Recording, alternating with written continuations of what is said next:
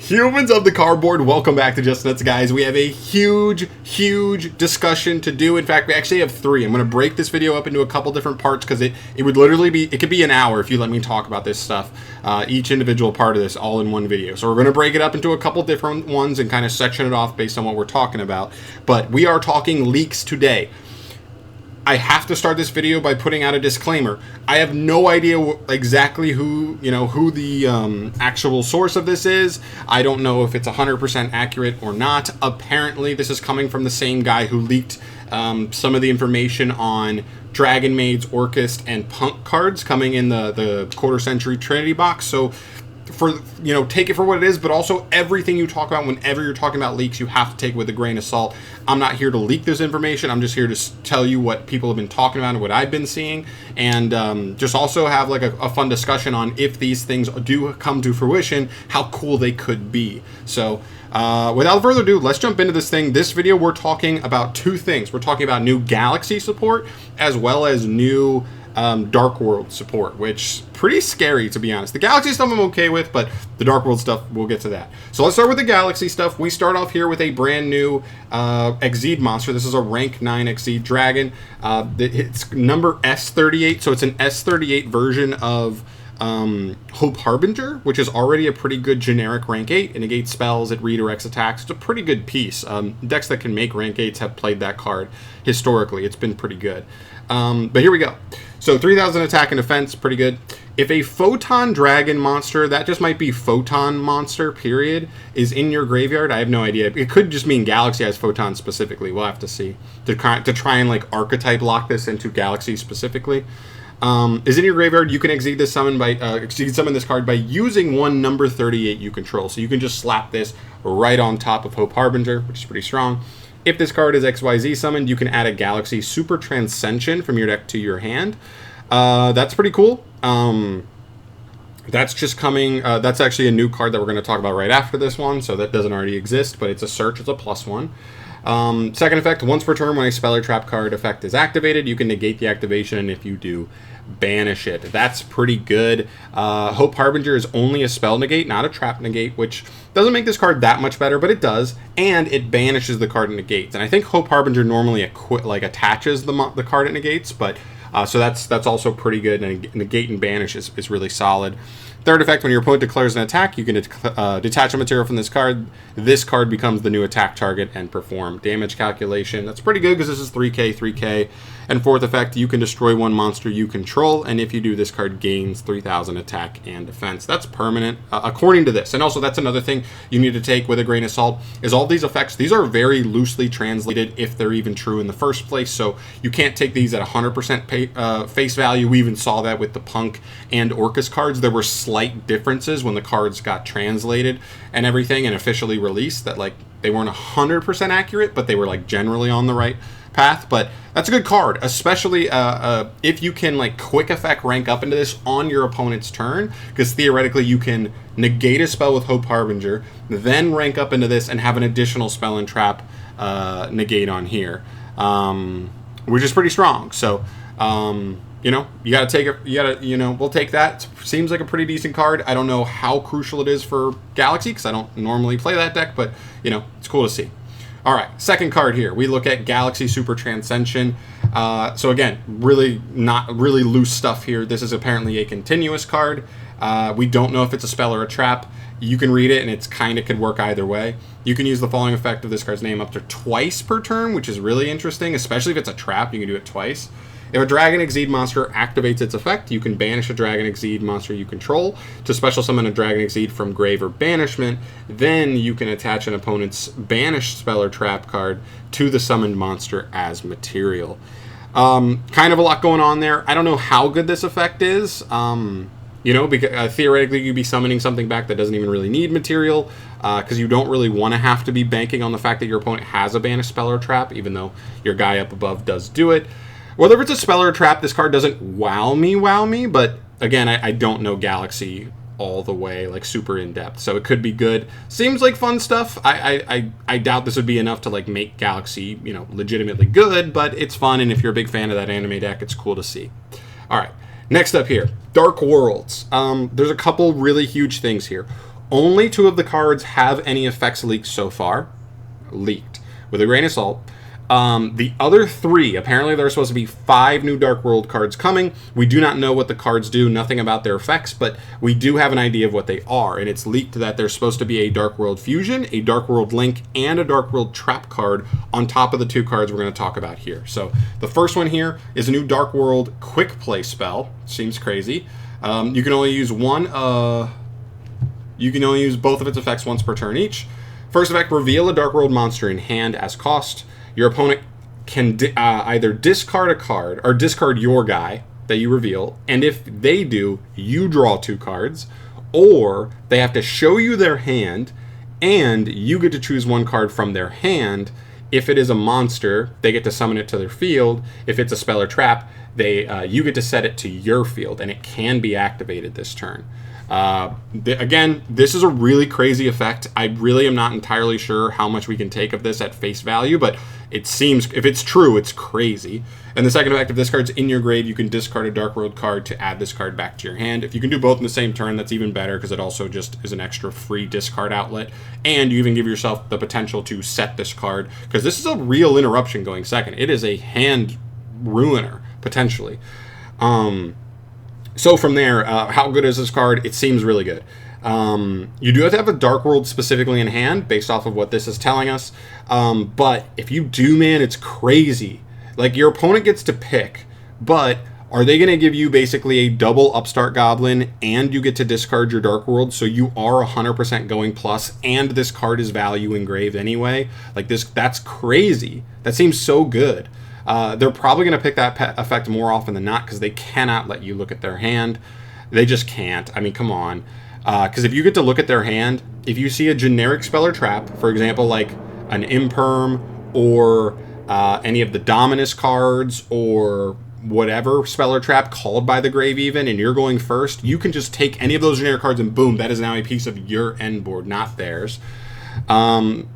Secondly, you could even be taking something like a Fiendsmith card. If they have like Fiendsmith Tract in hand, right? You just take that, and you're playing a Fiend deck. You might already be on the Fiendsmith stuff. Like, boom, that's crazy. So those applications are wild. Even if you see a hand, like you could see a Nib in their hand, force them to special summon Nib to their field. Now they don't have the Nib anymore. If you haven't searched yet in your turn, you could just hit a Droll, which historically kills Dark World. Like, if this card works the way it's worded here, this card could be really crazy for Dark World. It's not as good going second, but going first, it's really, really strong.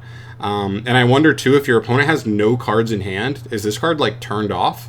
Can you even activate it? Or can your opponent still pick the second option and you just don't even get to do anything? Like, that could be crazy. But seems like a really powerful card going first, specifically. And then the second card, the last card we're going to talk about today, is a new main deck Dark World monster. Oh, this picture is way, way wider.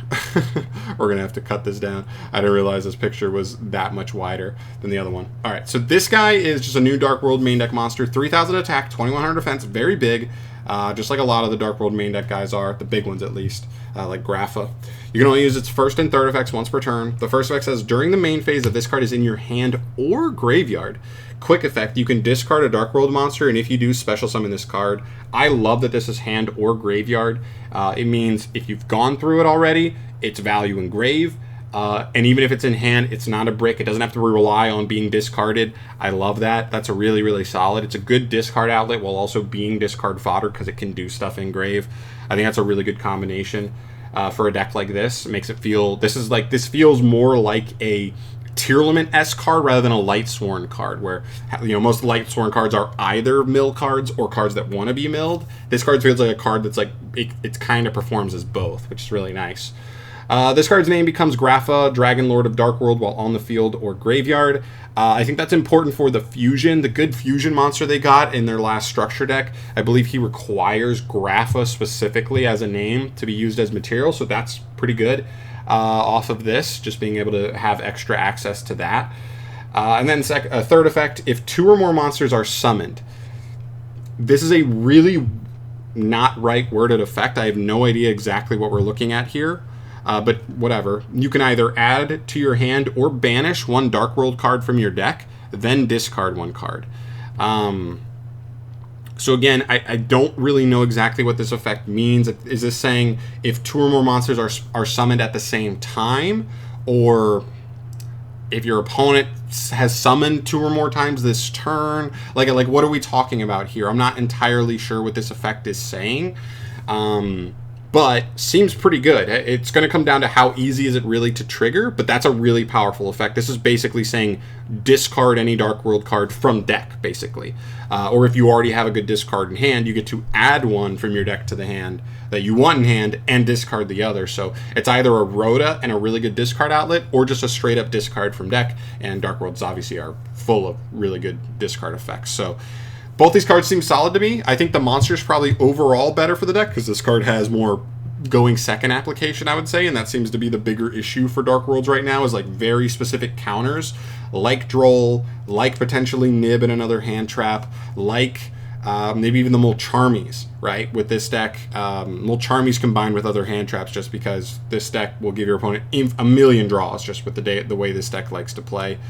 You just summon a bunch of times, but maybe not. I don't know. Maybe these new cards can help us work around some stuff. But outside of that, the last things we got to talk about, obviously, are just the things we don't know here. So the Dark World Fusion. I don't know what that would be. They have the boss monster, so I almost would rather prefer them like make a fusion that's almost like a fusion climbing tool. Like on summon, it gets you good engine movement. Maybe even similar to that search effect we saw on the monster, is like on summon, it adds a Dark World from deck to hand and then discards a card. Or adds one back from grave and discards it. Most of the Dark Worlds are not once per turn on their discard effects. So maybe something like that.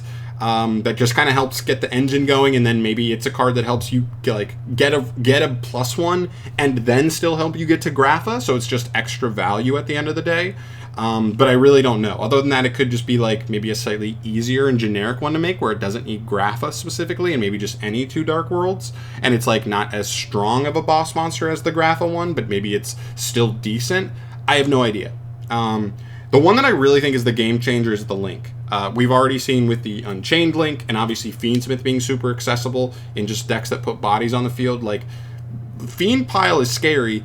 It could get even scarier potentially here, depending on what they make this Link monster into. If it's a Link 2 that just requires 2 Fiends, or 2 Fiends including a Dark World, that could open Dark World up into being a legit engine combined with the other Fiend archetypes. There's a lot they could do. Like, Link monsters can be anything these days, so I don't really know exactly what they'll do there, but that one to me is the one that could break everything. So far, these first 2 cards are nice, but they're not like, oh man, Dark Worlds are back. The Link, I think, to me is the one that's going to determine that. And then there's also a trap. They have a trap already. I think it's okay. And they have quick play spells that I think are just probably better overall because they can be used the turn you draw them. But, you know, who knows? We've seen decks that really like a one-of trap just because it's a really strong layer card to their end board. We could see something like that. I have no idea, but that one to me is obviously the least impactful one here. So really big reveals. I guess the last thing I'd talk about here is we have no confirmation on when this is coming. As you can see from this list, wherever this list is being pulled from, I don't even know. I'm just getting shown the screenshots. These are just in a weird order. These are not in order. See, like Dark World Link 42, Dark World Fusion 40. You know what I mean? Just being called Dark World Spell is 44, Quick Play Spell 45, all this. These are just notes on like new things we're finding out from the leaker. And I don't believe any of this is confirmed for a specific set. I don't think we know whether or not these are going to be an Alliance Insight, the core set after that, another side set aside from that. I have no idea. So these are just cards that like at some point down the line we should be getting, but I have no idea when. And that's true for the other leaks we'll talk about as well. So keep that in mind. I'd love to hear your guys' thoughts on this. Where do you land on these cards if you're a Dark World fan? What do you think of these 2 new cards? And also, what do you want to see from the Fusion, the Link, and the Trap? I'd love to hear your thoughts on that. Same thing for the Galaxies, the Galaxy cards. If you're a Galaxy fan, or even just, is there a world where these can be abused maybe a little bit generically? I don't know, because Harbinger's generic. I'd love to hear your guys' thoughts on these cards down below. Really fun leaks. Leaks are just crazy. Leaks get so crazy. It's so fun to talk about them. So I'd love to hear your guys' thoughts, and I have more. Probably the next 2 days we're going to talk about the other leaks as well. These leaks are so crazy. I'd love to hear your thoughts. Throw them down below. I'll be responding down there. But I'll see you in the next video. Thank you so much for watching. As always, guys, subscribe to the channel for more things, Yu-Gi-Oh! News, Yu-Gi-Oh! Leaks, all that stuff down the line. And I'll see you in the next one. Peace.